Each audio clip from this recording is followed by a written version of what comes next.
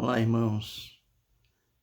No texto no Evangelho de João, capítulo 4, versículos 19 ao 24, diz: Senhor, disse-lhe a mulher, vejo que tu és profeta.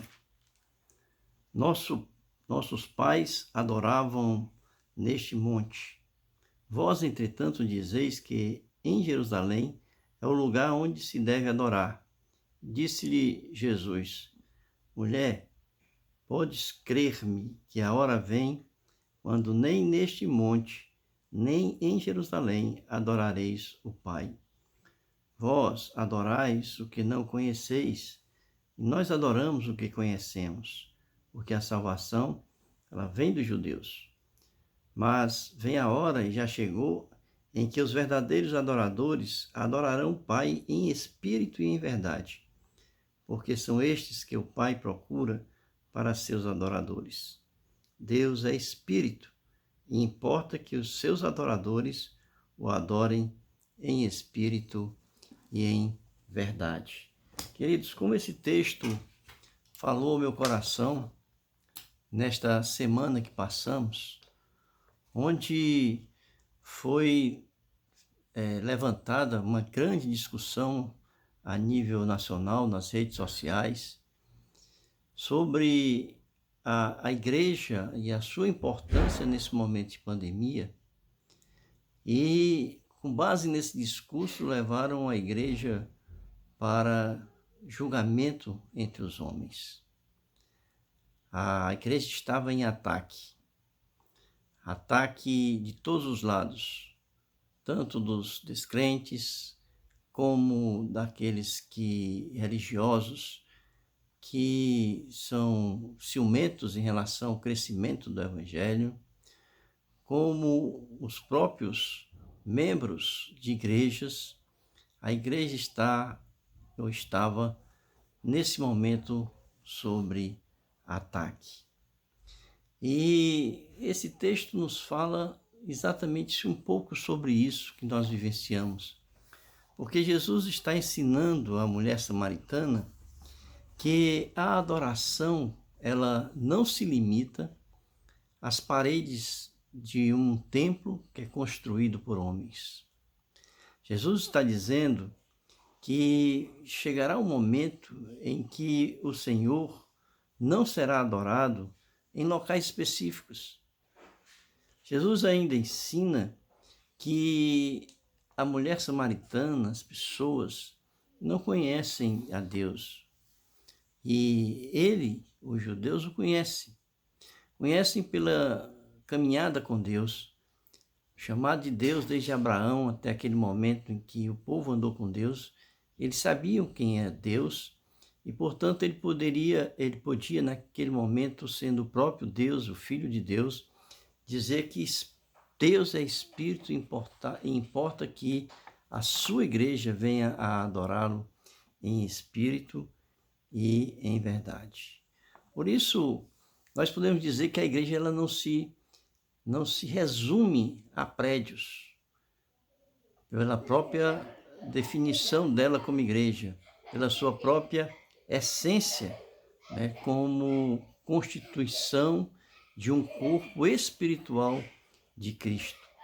Porque a igreja, conceitualmente, é esse conjunto de pessoas que são resgatadas por Cristo do pecado, fazem parte da sua família, a família de Deus, e que se reúne ali para adorá-lo.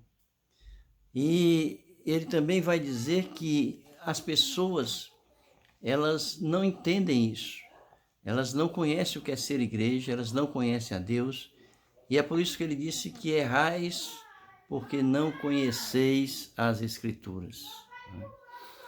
E todo esse movimento que está acontecendo, o que aconteceu, ele exatamente vem provar que as pessoas não conhecem Deus.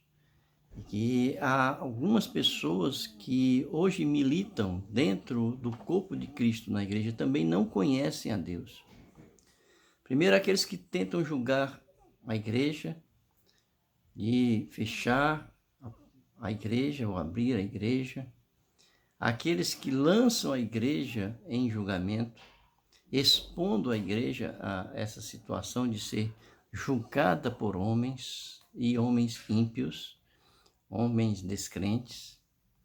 Todas essas pessoas, elas estão caminhando no erro do desconhecimento e da verdadeira essência conceitual da igreja. Então, entendo eu que a igreja, apesar de nós termos ouvido aí muitas pessoas chorando, reclamando, murmurando, que a igreja foi derrotada nos tribunais, eu entendo que a maior derrota que a igreja, a maior derrota, quem passou na verdade não foi a igreja, mas a maior derrota foi do poder judicial, jurídico, constituído desse país, quando se arvora do poder de julgar a própria Igreja de Cristo.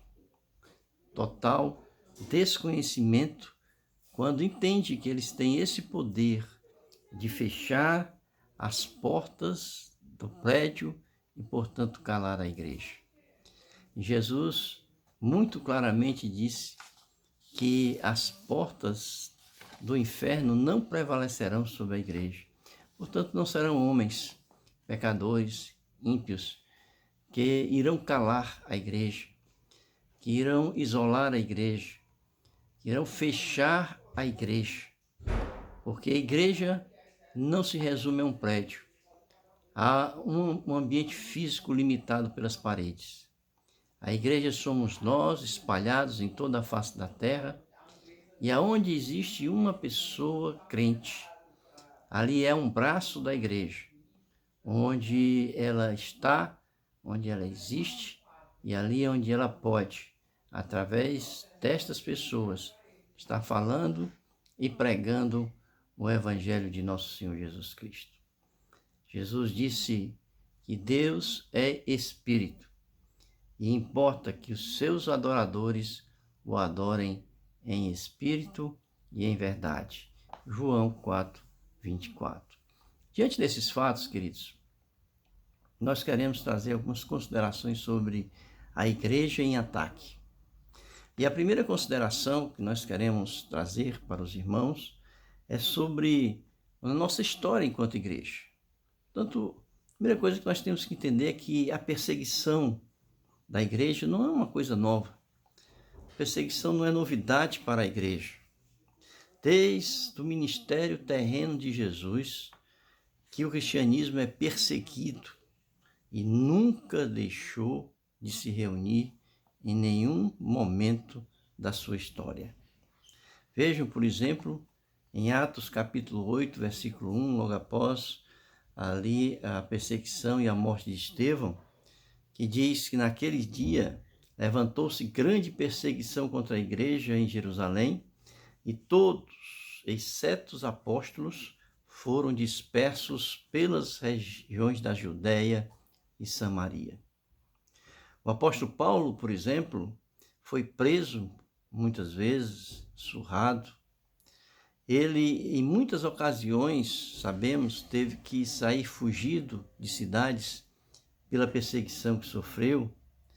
Nós, olhando para a história, para o nosso passado, vamos ver que muitos dos nossos antepassados foram presos, jogados ali às arenas, mortos, queimados, muitos crucificados publicamente. Mas queremos dizer que ela nunca, em tempo algum da sua história, ela deixou de se reunir.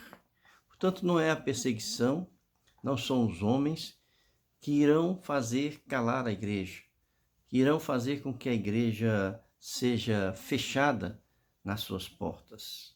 As igrejas, desde a época do primeiro século, se reuniam nas casas, nas catatumbas, em diversos lugares secretos, mas nunca deixaram de se reunir. Na China, nos tempos atuais, a gente conhece a história da igreja e sabe ali que a igreja ela se reúne, ou sempre se reuniu, como uma igreja subterrânea. temos uma igreja em perseguição no mundo todo. Aonde existe igreja de Jesus Cristo, podem ter a certeza de que nós estamos vivendo perseguições de todas as ordens. Eu sinto, queridos, uma grande diferença entre esta igreja do primeiro século e uma igreja de hoje, que muitas vezes nós nos deixamos envolver pelo medo, pelo comodismo, nós nos deixamos ser provocados, cair na provocação das pessoas, entramos nesse clima de disputa, de quem é o vencedor, de quem é o perdedor, e nada disso faz parte do discurso da igreja, porque para mim, na minha opinião, esse é um discurso inócuo, vazio, porque a igreja não é a igreja física. A igreja é espiritual. E dentro desse contexto, só quem tem a autoridade de falar é Jesus, que é o cabeça da sua igreja. Nós estamos vindo no primeiro século de uma igreja forte, ousada, de uma igreja dinâmica, para uma igreja acovardada, acomodada, para uma igreja estática. A igreja que naquela época não se vergava, não se dobrava, pelo contrário, quanto mais a igreja era perseguida, queridos, mais ela era encorajada na sua caminhada, mais ela se fortalecia, mais ela pregava, mais ela falava de Jesus, mais ela testemunhava da pessoa de Jesus. Quando quiseram calar ali a boca de Pedro e João, quando eles foram presos após a cura daquele paralítico no Sinédrio, ali em Atos capítulo 4, versículo 18 a 20, está escrito: chamando-os, ordenaram-lhes que absolutamente não falassem, nem ensinassem no nome de Jesus. Na história, em torno de 1400, 450 aproximadamente, quando caiu Constantinopla, foi tomada pelos otomanos, Deus abriu as portas da Europa para a expansão do Evangelho. No primeiro século, a igreja expandiu as suas tendas debaixo de forte perseguição. Veja no capítulo 8, por exemplo, de Atos, onde ele diz, ali no versículo 4, entre mentes os que foram dispersos iam por toda parte pregando a palavra. E ali em Atos, capítulo 11, 19 a 21, diz: então os que foram dispersos, por causa da tribulação que veio a Estevão, se espalharam até a Fenícia, Chipre e Antioquia, não anunciando a ninguém a palavra, senão somente aos judeus. Alguns deles, porém, que eram de Chipre e de Cirene, e que foram até Antioquia, falavam também aos gregos, anunciando-lhes o evangelho do Senhor Jesus. A mão do Senhor estava com eles, e muitos, crendo, se converteram ao Senhor. Por isso, queridos, seguindo o exemplo dos nossos antecedentes ou dos nossos antecessores, não podemos estar restritos a um espaço físico e entrar ou cair nesse discurso para que não venhamos a ser enganados pela astúcia do nosso inimigo. A igreja, ela é espiritual, porque Deus é espírito, e importa que nós venhamos adorá-lo em espírito e em verdade. Cada membro da igreja é um braço da igreja em ação. E onde você estiver, aonde um membro de uma igreja de Cristo estiver, ali está a igreja onde deve ser pregado e anunciado o evangelho. Usemos as mídias sociais para alcançar pessoas. Façamos valer tudo o que Jesus preparou para que, em tempos como esse que estamos enfrentando, nós possamos estar dando testemunho, continuando aí a expansão e o crescimento do reino de Deus aqui na terra.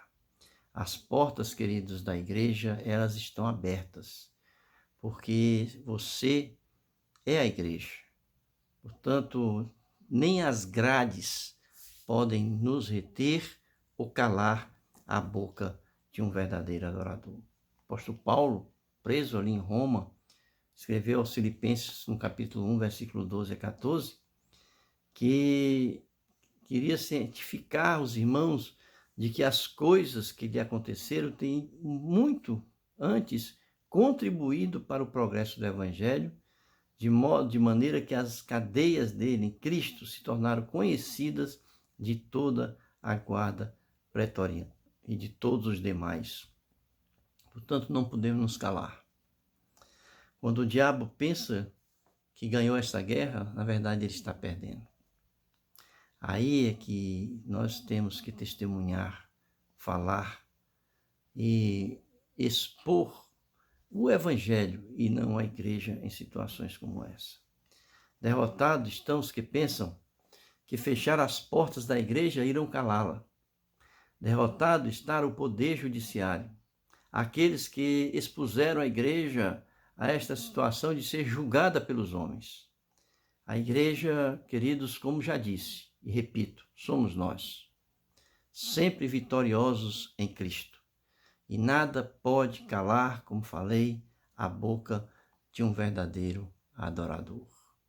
Encerrando, quero dizer para você, Deus é Espírito, e importa que o adoremos em Espírito e em verdade. Que Deus assim nos abençoe.